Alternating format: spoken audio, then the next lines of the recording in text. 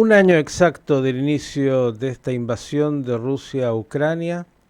Ayer, una votación contundente dentro de las Naciones Unidas que le pedía a Rusia, o le pide, una retirada inmediata y todo lo que todavía está por verse.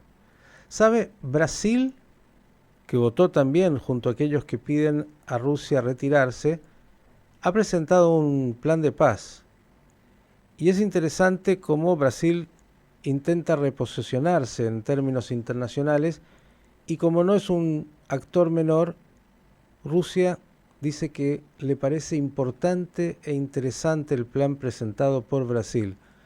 Para saber un poco más de esto, estamos con nuestra querida amiga, la periodista Eleonora Gosman, que como siempre tiene la gentileza desde Sao Paulo de estar con nosotros. Eleonora, buen día, ¿cómo estás? Hola, buenos días. ¿Cómo estás vos? Tanto tiempo. Es verdad, muy bien. Has Eleonora, viajado mucho.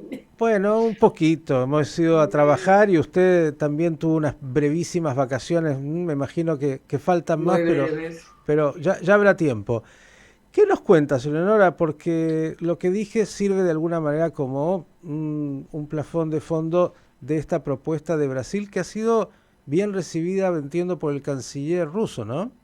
Efectivamente, el vicecanciller Ujú. hizo declaraciones a la agencia TASS donde lo que él dice es que le parece muy interesante que están evaluando esa propuesta y que la iniciativa, digamos, de Brasil, Ujú. y también que están, digamos, que celebran las palabras de Lula, las declaraciones de Lula, porque en su manera de ver indica, digamos, digamos, un interés legítimo eh, en promover la paz entre Ucrania y Rusia.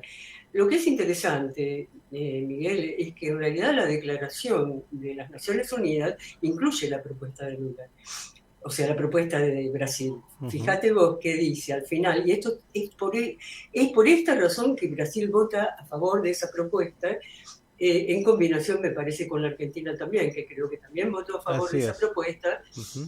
y también otros latinoamericanos, porque incluye un párrafo que es esencial. Ese párrafo dice que llama al inmediato cese de hostilidades en función de conseguir una paz dura, una paz general, duradera y justa. Entonces, hay una diferencia entre vos pedir el inmediato retiro de las tropas y vos pedir el cese de hostilidades, Ujú. porque el cese de hostilidades es indispensable para la negociación. Luego la negociación, claro, es muy dura la negociación y va a ser muy dura, pero tengamos en cuenta, cuando fue lo de Vietnam, que la paz en Vietnam se negoció a lo largo de 2 años, que no es poco, Ujú. 2 años, ¿no? Recordás que en París fue esa negociación entre el año 73 y el año 75, si mal no recuerdo.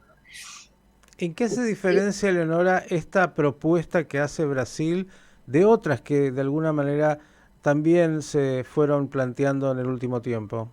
En esto que te digo, o sea, no es lo mismo para nada vos pedir la retirada inmediata como condición para negociar Ujú. que vos decir cese de hostilidades. Este es el punto clave, un punto neurálgico, y es por esto que Rusia acepta ese desafío y dice, bueno, vamos a verlo, lo estamos analizando. ¿Sí? Ujú. No te olvides además que ahora Lula va alrededor del 10, entre el 10 y el 20 de marzo, va a China y ahí en China va en una visita de Estado, pero supongo que así como hizo en Estados Unidos, hará en China también, intentará, digamos, o buscarán ver cómo se puede armar un proceso de negociación. Hay que tener en cuenta, esto es el inicio, sería el inicio de una negociación, no Ujú. la negociación, Ujú. ¿sí? Porque primero las partes tienen que aceptar marchar en esa dirección. Lo notable es que también votó a favor Ucrania. Ujú. Quiere decir que Ucrania aceptaría también cesar hostilidades para el inicio de las negociaciones. Es interesante, Leonora, y quiero preguntarte sobre esto, cómo justamente Brasil, que no parece ser, bueno, el gran actor del mundo, tiene este lugar donde cuando plantea algo y lo hace, estuvo con Biden en la administración norteamericana, ahora va a estar en China, está hablando con los grandes factores, parecería que tiene la posibilidad de llegar a que se lo escuche incluso más que a las grandes potencias que están involucradas en una retórica bastante más violenta, ¿no? Claro, justamente, mira, esto es lo interesante, ¿no? O sea, Brasil, bueno, hay un detalle que es importante. Vos sabés que en la resolución de las Naciones Unidas, China se abstuvo, pero no votó en contra. Esto no es un detallecito, digamos, ¿no? Ujú. Hay que entender que todos estos gestos tienen importancia a la hora de una negociación porque es tomar una posición, de hecho, ¿no? Tomar una posición neutra, si querés, en el caso de China, pero que tiene que ver con esto que yo te mencioné, con este elemento impuesto, digamos, puesto, colocado y aprobado por las Naciones Unidas, que es el cese del fuego. ¿Por qué consigue esto? Bueno, mira, yo creo que fue muy importante la visita a Estados Unidos, vamos a decirlo en esos términos, y que esto no está ausente de Estados Unidos, no lo podemos considerar ausente de Estados Unidos. Mira, la declaración, es muy interesante ver las palabras de las cosas, ¿no? Porque nosotros Ujú, usamos las palabras y a veces no le damos la envergadura que las palabras tienen. ujú, Pero fíjate que la declaración conjunta con Biden dice, lamentamos la invasión.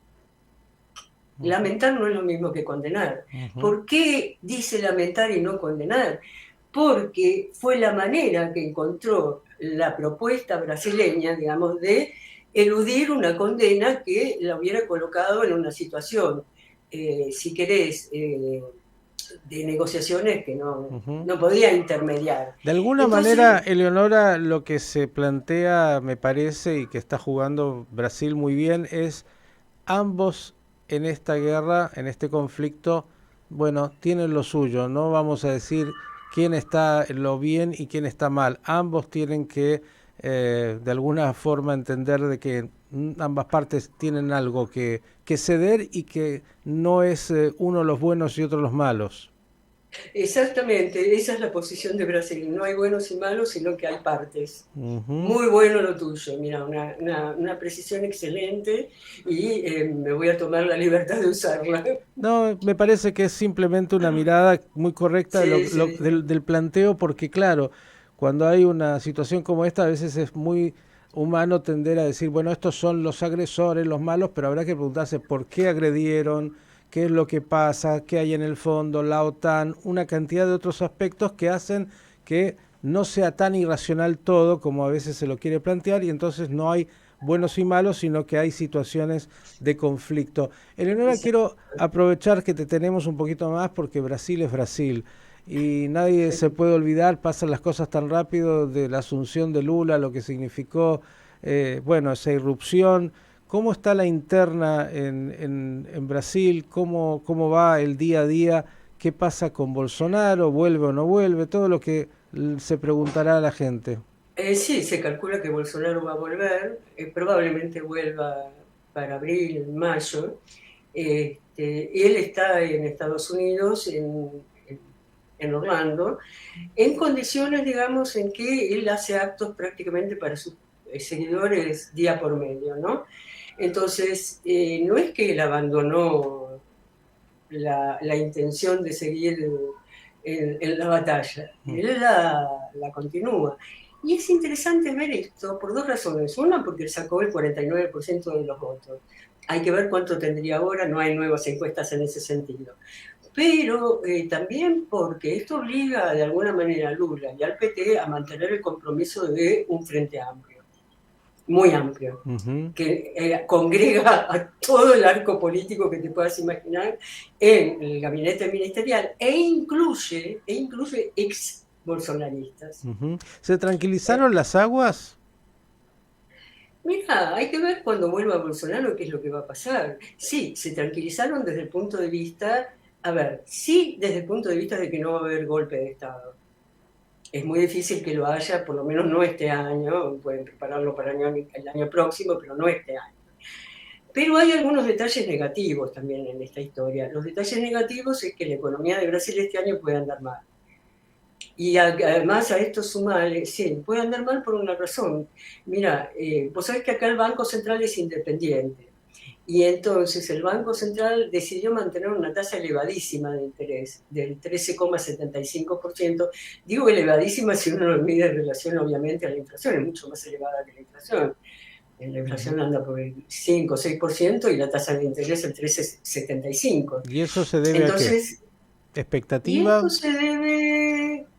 Mira, hay mucha discusión y mucha polémica en este tema. Te soy sincera, es un tema donde vos tenés, por un lado, Roberto Campos, nieto de otro Roberto Campos importantísimo que fue ministro de Economía, digo, presidente del Banco Central en la dictadura militar de Brasil.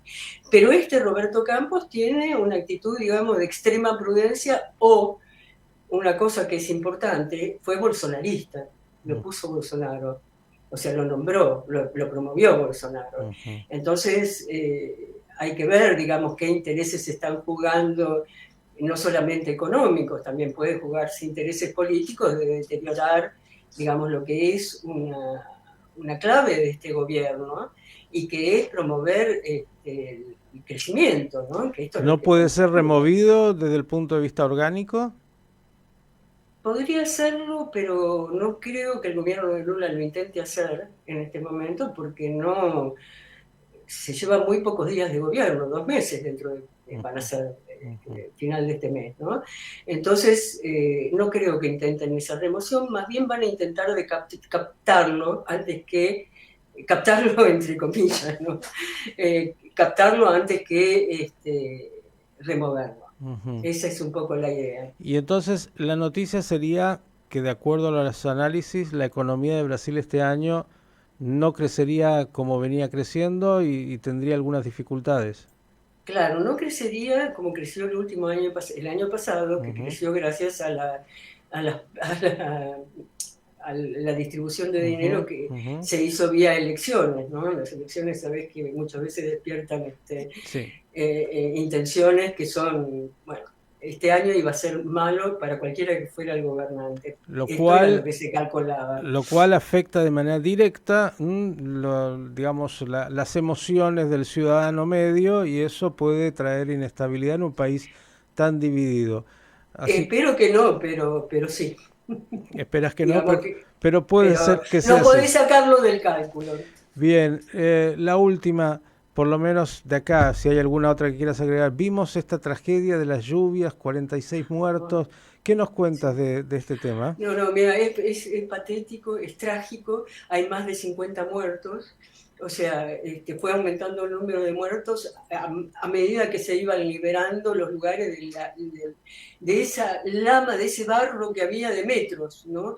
O sea, pensar que llegó a tener más de medio metro o más inclusive, las rutas quedaron totalmente tapadas. Yo digo, ¿dónde está la ruta? Veía la foto y las filmaciones, ¿dónde está la ruta? Es un lugar que conozco muy bien, además, ¿no? Es el lugar de playa de los paulistas, ¿viste? Entonces, es un lugar que tiene una belleza muy particular, ¿no? Muy hermoso, además. Y la verdad es que es una pena enorme, y además la situación de la gente, que acá atacó a todos por igual, ¿no? Ricos y pobres, porque fue una situación extrema en la que llegó a llover más de 600 milímetros. Eso es más o menos lo que te llueve en 6 meses, y en algunos lugares lo que llueve en un año. Entonces, eso fue terrorífico. Ahora, hay que pensar lo siguiente, ¿no? ¿Qué hacemos con el planeta? Porque estos son lo que se llaman fenómenos extremos, y estos fenómenos extremos que podían haber ocurrido antiguamente, no lo sabemos, ¿viste? O sea, todavía no hay datos, por eso se dice que esto es un récord en Brasil, pero que el problema es que se repite año a año, cuando antes una catástrofe de esta podría ocurrirte cada 10, 15 años. Este es un tema muy crítico y tenemos que estar preparados. Eso es lo que se ve acá. No había protocolos para ver qué hacer ante una emergencia. Entonces, recién ahora se está planteando eso. Y se está planteando con mucha intensidad, porque al ver que no había protocolos, claro, se hizo lo que se pudo y ahora sí, se está emprendiendo una cosa mucho más ordenada, mucho más organizada, con la Marina y el Ejército que están trabajando directamente en este tema, además del gobierno federal, obviamente, ¿no? Es interesante eso, pero hay que hacer algo antes, o sea, protocolos de eventuales catástrofes, identificando las regiones donde puede haber estas catástrofes y consecuencias siniestras como la que hubo acá. Eleonora Gozman, como siempre agradecerte, vamos a seguir siempre a Brasil, que es, bueno, obviamente el gran país enorme de nuestro continente y que además tiene, desde el punto de vista de la política internacional, un peso importante, incluso para que, en este caso, tanto Rusia como Ucrania vean en esta posibilidad que ha planteado Brasil de cese de hostilidades, ir avanzando sobre una salida a esta guerra tan cruenta. Gracias, buen fin No, de al semana. Shabbat contrario, un Shalom. abrazo grande. Nos estamos viendo. Eleonora Gozman, desde Sao Paulo, dándonos un panorama amplio de distintos temas, lo político, lo que hace a lo ambiental, lo que hace a la política interna y la estabilidad, todo eso aquí en Pensando en las Noticias.